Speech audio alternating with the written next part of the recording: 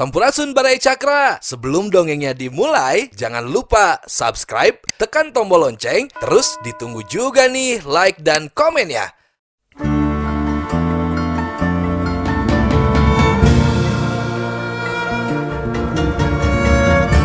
Baraya Cakra, parantos waktosna 80,5 FM Radio Cakra, midangkeun dongeng Sunda Dora-Dori.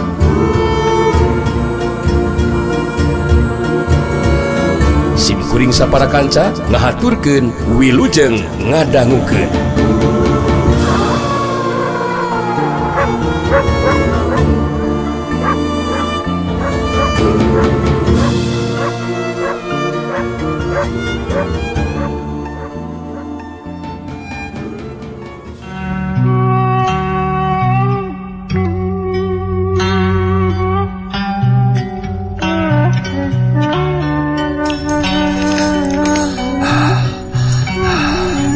Sedan kurang ajar sia silai nganggap enteng ka dewek sarawing ngagunakeun regang garing dipakekeun ngimbangan parang tumbal nyawa deui sia kalakuan silai siga nu kurang saeuda deui lawing sia hampura kuring lain nganggap enteng lawan gi bedog teboga naon deui atuh saya aya we aya regang garing atuh da boga bedog kudu diasa heula meureun ki da puguh mintul papaneun tidak naon lah ngagunakeun senjata regang garing oge ki keur anu kurang saeunan mah sah-sah saja bener teu kurang ajar si lain memang kudu gancang dipodaran sarawing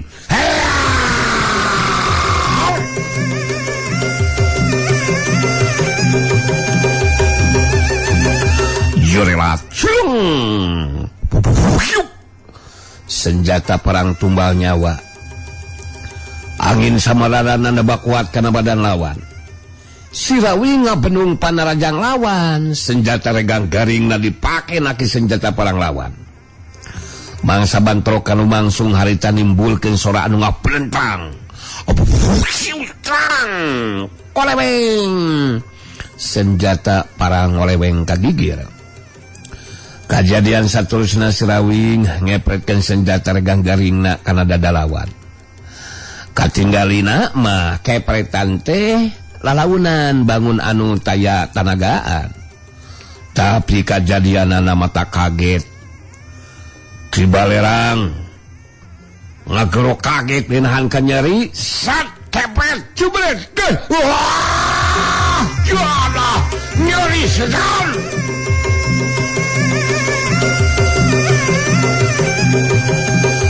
Kibalerang setan ngagerok kaget jeung nahan ka nyeri bari ngabangkieung mun salabareng ka tukang gancang kibalerang ngajaga kasiman badana urang aja sia bangkieung tarik deug ranep kibalerang setan burangrang mancuhkeun di cangcunganana bari ngatureng hapanapasna. Kibalerang bener-bener kaget sawab saukur ngagunakeun senjata regang garing anu sagede cingir panjangna ukur sajengkal mampu dipake naki senjata parang tumbal nyawa anu ampuh. Kibalerang setan beuki panasaran haita sagede diri pikeun neruskeun tarungna ngagunakeun jurus anu leuwih ampuh dibarengan ku kacepatan gerak jeung kakuatan panarajang anu leuwih dironjatkeun. Dewek, kakarasa kali kabodangan ku panajang si aing lawing. Urang ajar sia. Sakedeung deui, bohong si laing lu bakal sapa sakur ajar. Tabas sia lawing.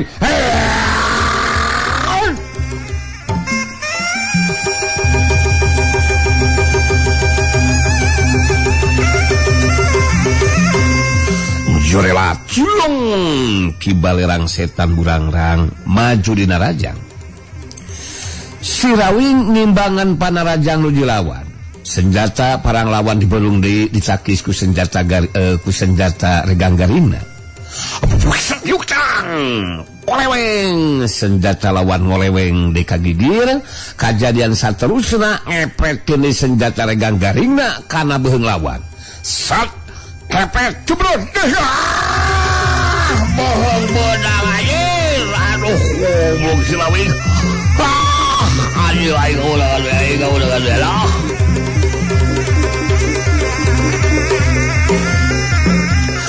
Mbah Balera ngagero dinahankan nyeri bari ngabangkiung menurut sababar halengka. Gancang Ki Balerang mancukeun tangtunganana. Pikeun anu kadua kalina Ki Balerang kaentepan ku perasaan kaget. Sabab sasa gerak Sirawing teu bisa katuturkeun ku kaseuheutan panonna. Lantaran boga karep hayang gancang bisa ngabinasakeun nuji lawan, harta Ki Balerang setan burangrang ngaret ka Lebah Marjuki jeung Durmaka anu jadi muridna. Nu direret pada ngarti kana reret isarah ti anu jadi guruna. Duanana terus cing curelat saterusna marancuh dina tangtunganana disagigireun Ki Balerang anu jadi guruna. Marjuki langsung mesat bedogna. Kitu deui Durmaka bari ngawangun pasangan dina sorana anu cempreng. Marjuki nyarita ditujukeun ka Sirawing. Hai Sirawing, lemana sih sebenarnya? Sirawing kontong wah kaboga anggapan asa geus belang angis ya. Alah dewek nuaan murid Ki Balerang bakal mampu ngabantu jadi guru ya. Hasilna maneh bakal dihurupku kiluan deuleu sia. Hasilna maneh cereng ngababatan jadi bugang Sirawing. Eta hasilna maneh sewa kapaeh modal sia. Soalnya bakal wah nyawaan sia. Durmaka milu nyambungan kana caricaan Marjuki sanajan nyaricana gagap tapi tetep jumago. Si lain bakal dihurup sia ku rintiluan sia rangsokan Rawing bisa di pasigeun sia si lain terus modal sia kurang ajar lagi sampai ngomong aduh kakaknya ini pokoknya modal sih kalau kau kayak gitu cuma cakil na dulu dah kalau nyata ngomong calangap untung tuh sopan kadal oke. Ulah maksa geus hayang ngomong atuh ari teu lancar mah. Apana sakirana nyarita di Carajong mah teu kudu ngancam sagarupa atuh lur. Da moal seuneun nu diancamna oge. Jadi rek maju babarengan celuan ieu teh Ki Balerang. Panang Rawing. Cewek celuan geus teu sabar. Hayang sagancangna bisa mawa babatang si lain sia. Anu matak sakedeng deui si lain bakal babatang jadi bugang deui sia. Si lain mah mampu rayonan ti urang lawan sakaligus mostar si Rawing.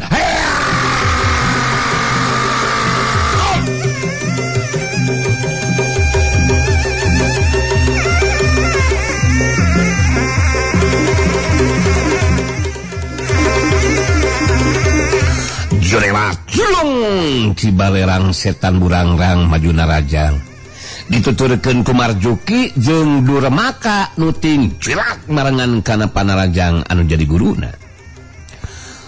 Ku ijiran Ki Balerang mah si Rawing tangtuna oge bakal kawalahan. Tapi ijiran teh cecelah nyalahan. Sabab kacepetan gerak nu dilakukeun ku si Rawing teu bisa katuturkeun ku kaseuketan panon til urang lawana. Sauhiu senjata parang Ki Balerang ngarah kana beuheung. Hiu bedog Marjuki ngarah kana dada. Awu bedog Durmaka ngarah kana beuteung. Kolepat plos tilu panarajang lawan taya nu kena kana sasaran sedengkeun si Rawing geus aya di tempat kosong. Kibalirang jeung dua orang muridna jadi beki penasaran. Sabab si Rawing bangun anu gampangeun nakaran nyingkahan panarjang cul urang lawanan. Eta kayan ngajadikeun culuanana beki penasaran. Cing cuelat culuanana harita maju dina rajang. Si Rawing harita nyingkahan panarjang cul urang lawana, tapi mampu ngabendung satya panarajang anu jai lawan. Ngagunakeun senjata regang garingna. Bedog Marjuki nyabat kana cangkeng hiukang daligdeug. Bedog Durmaka nyabat kana dada hiukang daligdeug. Marjuki jeung Durmaka cing daligdeug mundur ka tukang, balukar tina bedogna disakis ku senjata regang garing si Rawing. Datang sabatan senjata parang Kibalerang.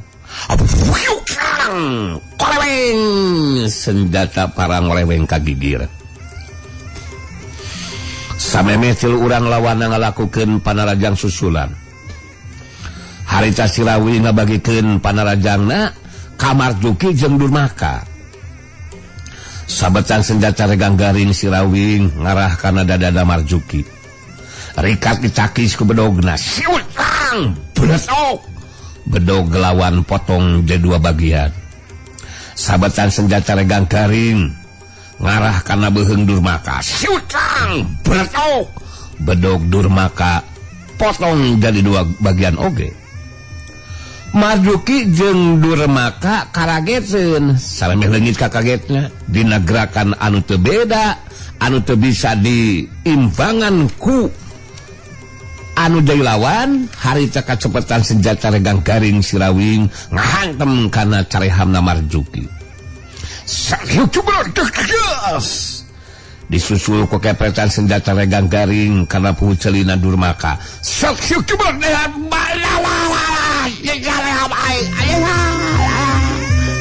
Marjuki jeung Durmaka harita patembalan tinggal lelunahan ka nyeri bari ngajarengkang ka tukang.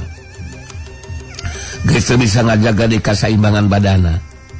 Jengkang kebut Marjuki jeung Durmaka pada rubuh maring lemah. Kibalerang setan burangrang beki nambahan ka kagetna. Sabab si Rawing dihurup ku tiluan lain ka walahan kalaka dua urang muridna ku sababaraha geprakan geus bisa dirubuhkeun ku si Rawing. Kibalerang ngageter hatena. Ningali tahapan ajen pangarti ilmu silat si Rawing anu susah pikeun diukurna.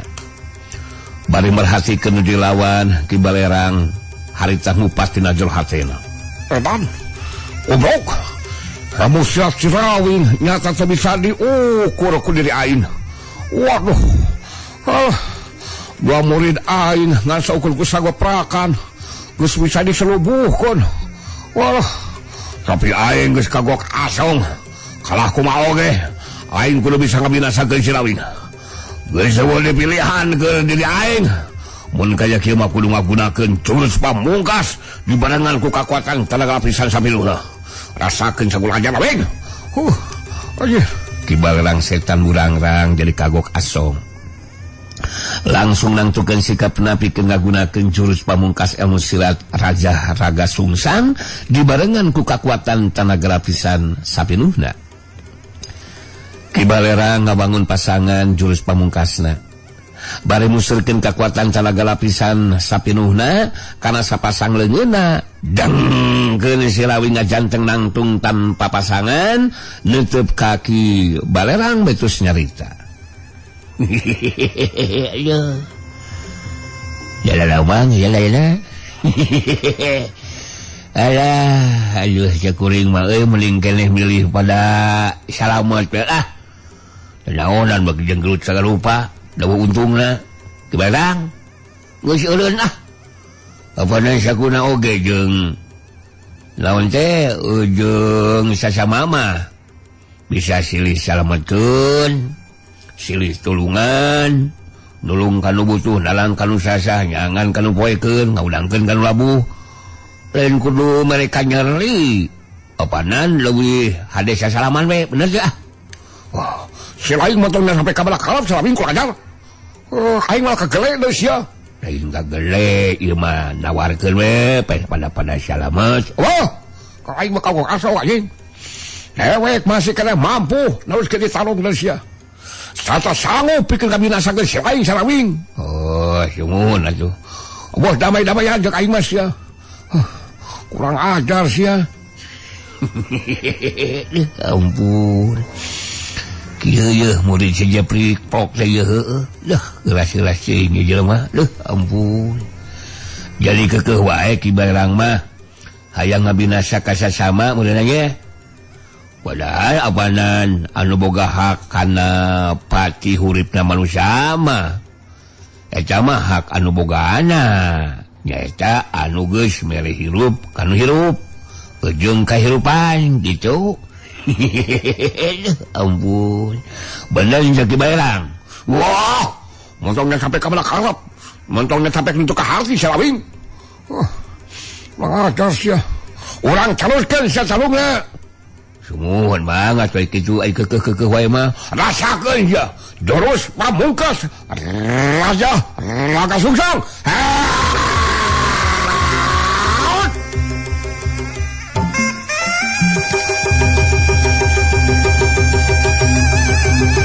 Zorelat kalayang ki barang setan burangrang majuna rajang ngajorak terus ngalayang.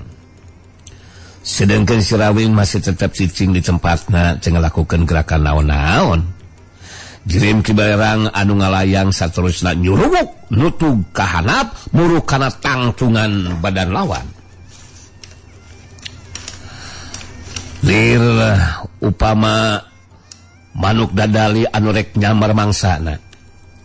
Dina kayaan bari nyuruk nutug kahanap senjata parang tumbal nyawa bakal nyabat kana beheungna si Rawing anu bakal ngakenceng sapat sapada harita ceuk ijiran ki balerang setan burangrang dina waktu harita. Sedangkan si Rawing masih kene tetap ngajangteng nangtung tanpa pasangan. Waktu datang sabetan senjata parang tumbal nyawa rek nyabat kana beheungna harita si Rawing mundur satengah lengkah ka tukang. Senjata parang tumbal nyawa dibenung ditakis ku senjata regang garingna. Serabuk hiuk sat hiuk tang beletok. Senjata parang tumbal nyawa potong jadi dua bagian mangsa ditakis ku senjata regang garing si Rawing. Meh bareng jeung naki senjata lawan harita dampal leungeun si Rawing nepak kana dada lawan. Katinggalina mah bangun anu taya tanagaan tapi kajadianana ngagetkeun nu jadi lawan sat plak wah nyana bonak rubuh dewai anjing kibarelang setan burangrang ngagero panjang nahan kanyeri bari ngajengkang ngoleab ka tukang geus bisa ngajaga kaseimbangan badana. Jengkang koleab kedebut ki balerang rubuh ngababengkang maring lemah tina bibirna nyebrot kaluarkeun getih anu haneut keneh. Bari humaragu ngarasakeun kanyari harita ki balerang setan ngarahu dina jero hatena. Tajan bisa waka ngonel hudang. Kajadian anu karanapan ku dina bet asa dina alam pangimpian.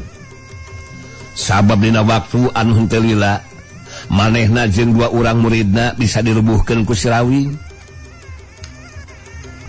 Bari ngalagragna regang garing dina cekelan leungeun katuhu harita si Rawing nyampeurkeun ngadeukeucan ka ki balerang anu masih can bisa ngonel hudang.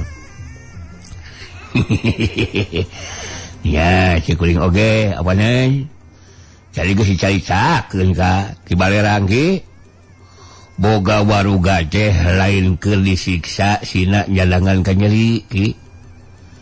Anu maca kudu bisa silih salametkeun jeung sasama ge. Apanana geus ari nyalangan ka nyeri mah jadi humaragung bae. Ya ampun. Ikan ku belegong yo ka kolot ge. Ampun. Jadi we humaragung ngarasakeun ka nyeri.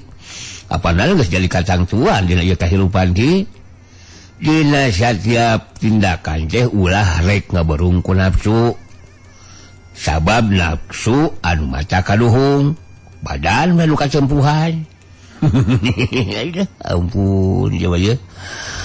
Apanan kayaan Ki Baerang jeung dua murid teh syariatna dirubuhkeun ku kuring. Tapi dina hakikatna mah rubuh ku laku dabungan geus salah lampah Ki. Sok lejepan. Hamperu mun kuring geus mereka nyeri. Da cenah oge anjeun tiluan teh apanan. Jag-jag waring ka sini. Aduh macak sok hodang di dalai bebengit pakjung tinggal oleh kitu. Pada waras waluya ku kersana nu maha kawasa. Ki Balerang setan burangrang jeung dua urang muridna jadi karegeteun sabab sanggeusna si Rawing eureun nyaritana ngadadak tiluanana jadi padating karoneal hudang. Malah jadi ngarasakeun kanyeri. Ki Balerang setan salaku jago kolot anu geus asak makalangan di dunia kajawaraan jadi ngarti si Rawing laingan saukur mibana kemampuan ilmu silat wungkul tapi karena kekuatan puncak ilmuna sabab saukur ku caritaan Ki Balerang jeung dua urang muridna bisa palih deui tanagana jeung leungit kanyerina. Ki Balerang setan burangrang jeung dua urang muridna anu geus carangkat langsung harita geus eueuh anu waningeun bantrok paneuteut jeung si Rawing. Ki Balerang setan burangrang ngarangkukeun awakna ka hareupeun si Rawing. Sikap jeung caritanana langsung dirobah ngandung pangajen ka pribadina si Rawing anu nyata geus tepi kana tahapan puncak ilmuna. Rawing hampura dari kula kitu dari murid kula. Rawing hampura anu geus lancang kurang ajar kula benar-benar karek kabuka ayeuna ku dari kula tahapan ajen pangarti dari kula taya hartina Rawing digunakeun ka andika mah kula tiluan nganuhunkeun sabab bisa dipulihkeun teu kateterusan dalang kanyeri geus leungit. Diri kula tiluan janji Rawing geus moal rek kumaha datang ka dieu sarta ngaganggu ka keluarga Jang Rawing. Alah, moal masakali Jang Rawing. Kula ina rek pamit Jang Rawing. Sakali hampuranya. Geus kitu mah harita Ki Baerang setan burangrang jeung dua urang muridna arhimis ninggalkeun eta patempatan. Sedengkeun si Rawing ngajakan di Saraswati jeung Ayu Manganti pikeun indit ka jero imah.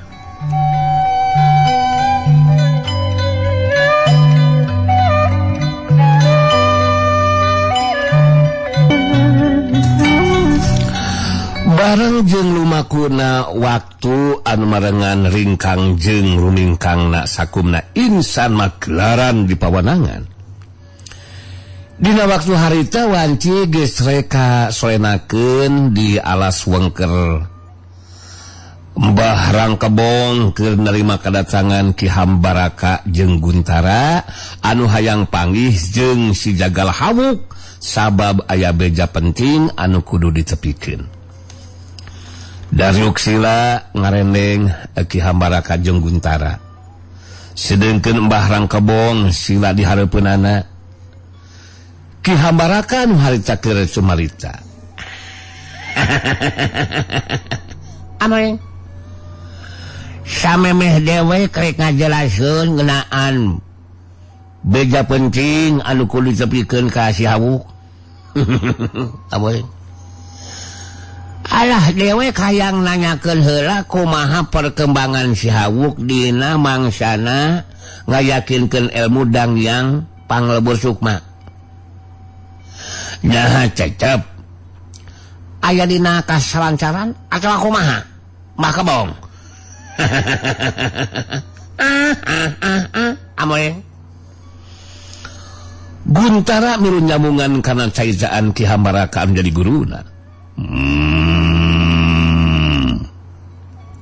Sajabana ti kitu teh Mbah Kebong kuring jeung pangarsan jadi guru mun bisa mah hayang panggih jeung siawu sok sanajan ngan sakedeung anu matak ngahaja datang ka dieu wanci kasoenakeun kita yang panggih jeung siawu kitu tah Mbah Kebong.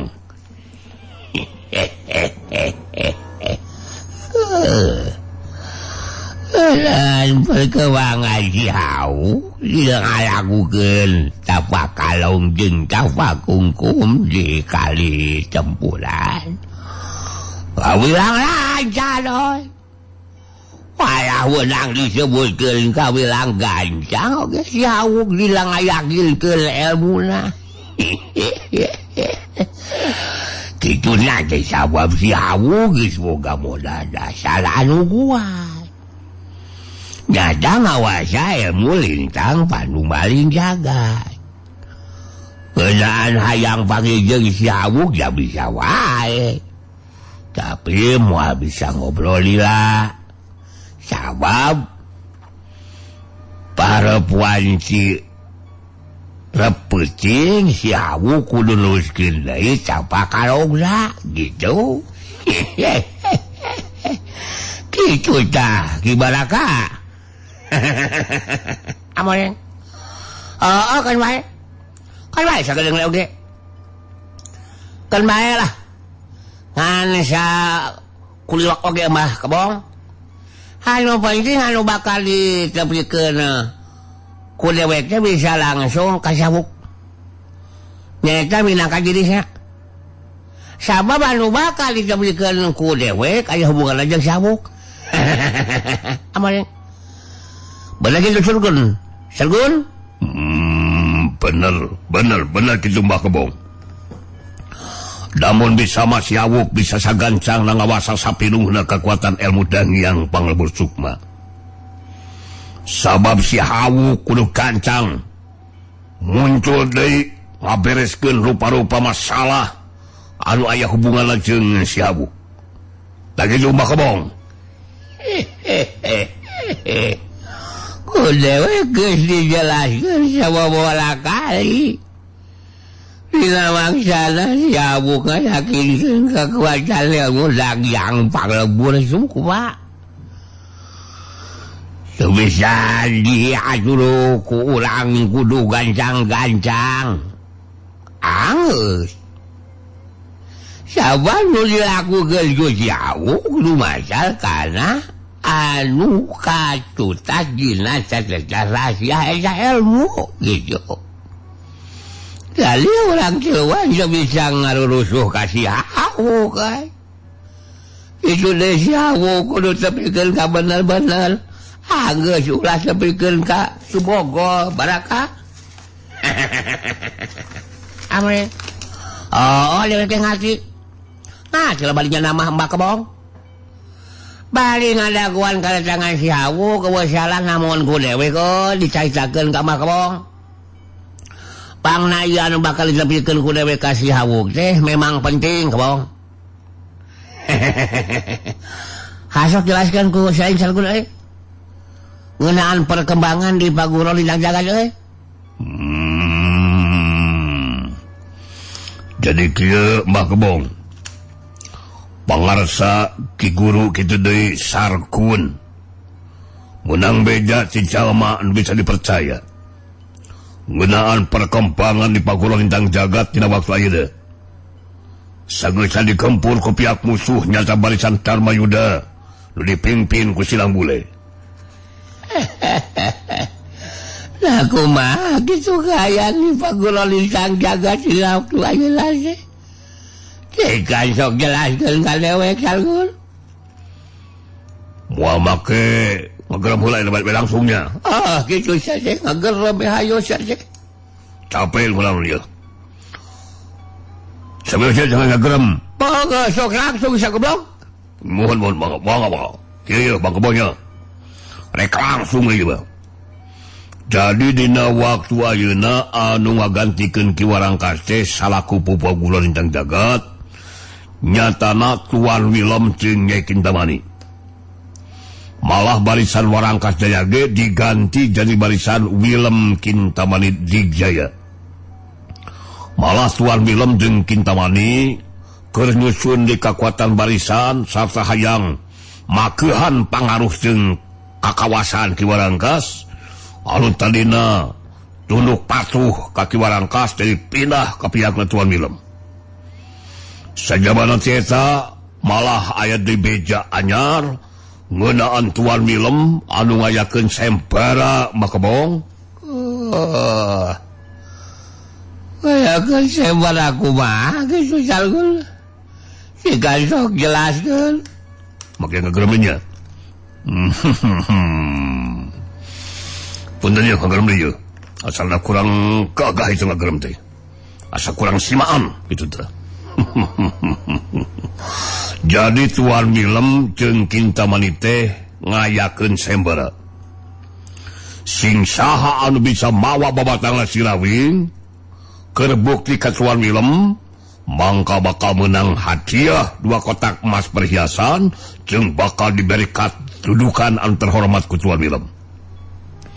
Terus terang sargun jeung pangarsa Ki Guru teu panuju ku ayeuna Tuan Willem jeung Kintamani anu geus kagantikeun Ki Warangkas.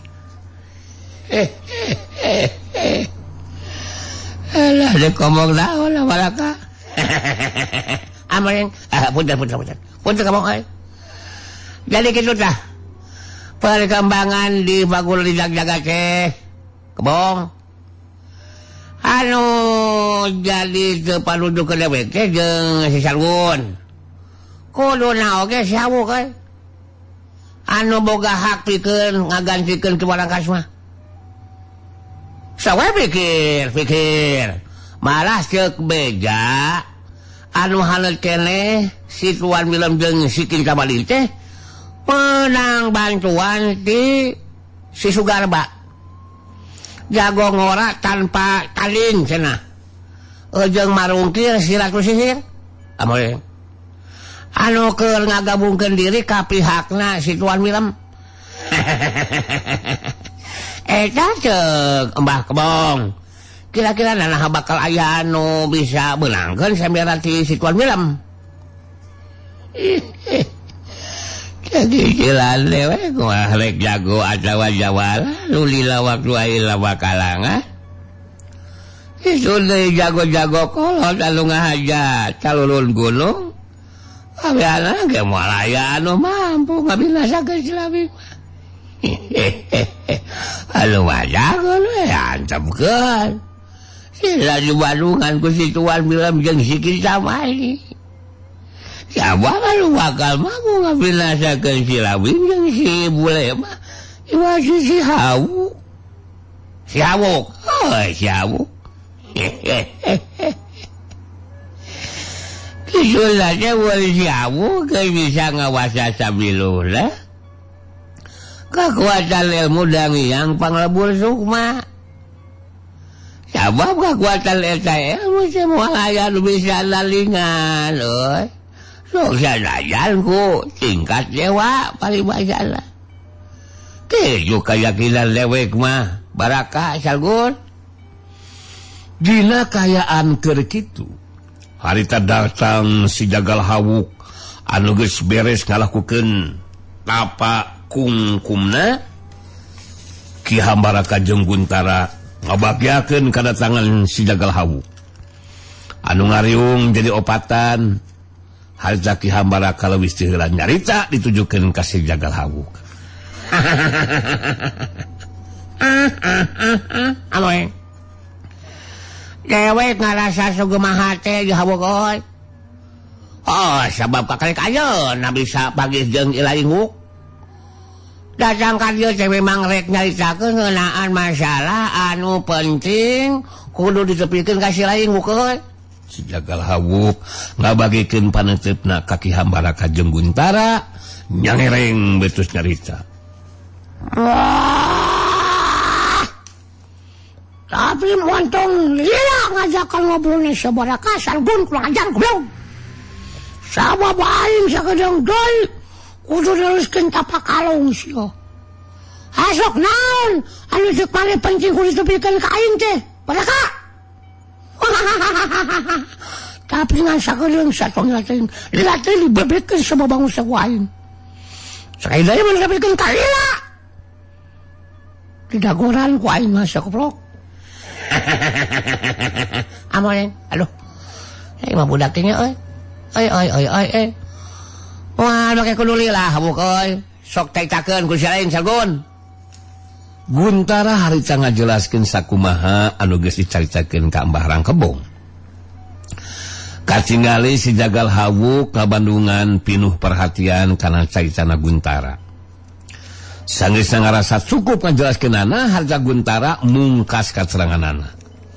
Tak jadi kitu Hawuk. Jadi ceuk pamikiran Mang Sargun jeung Ki Baraka mah anu boga hak pikeun ngagantikeun cinatna Ki Walangkas mah kuduna oge Hawuk.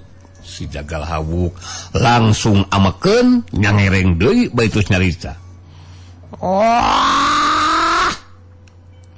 Wain kudu dijorak mun kitu mah kapaguleun sang jagat. Baca sok wae ura. Sargun. Sakura oge aing nu ngagantikeun bapak aing si Walangkas mah. Baturan aing Sargun. Wain di palotaran kasih kurang ajar si goblok. Mangkeluk anu nyieun masalah ka jeung aing. Geus moal diberi ampun ku aing mah.